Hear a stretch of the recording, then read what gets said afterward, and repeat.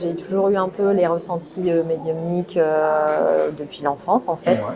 Sauf que bon, je pensais que j'étais un peu folle.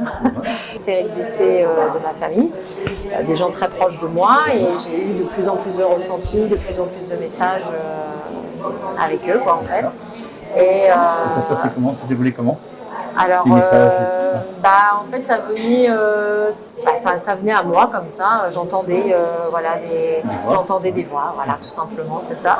J'entendais des voix, et souvent, quand je donnais des messages à des gens aussi que je croisais, ce que je leur disais, ça se révélait exact. Je les revoyais après, ou peut-être 6 mois après, on me retéléphonait en me disant ce que tu m'avais dit, c'est arrivé, voilà.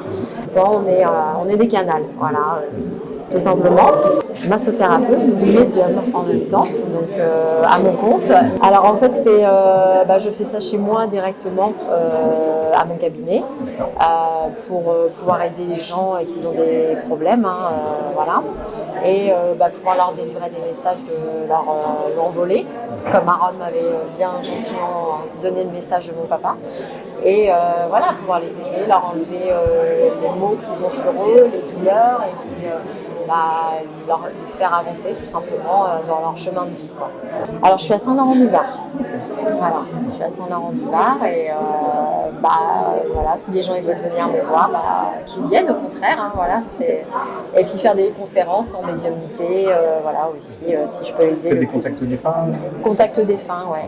Et ça se passe comment? Alors ça vient naturellement, des fois ça va être sur une personne, on va me donner un message que je canalise, et des fois ça va être avec une personne que je connais pas plus que ça, mais on va me donner des messages. En fait, si je fixe la personne, c'est au niveau des yeux, le regard et puis les ressentis que j'ai. Et quand je canalise, et puis je donne les messages, je transmets les messages, tout simplement.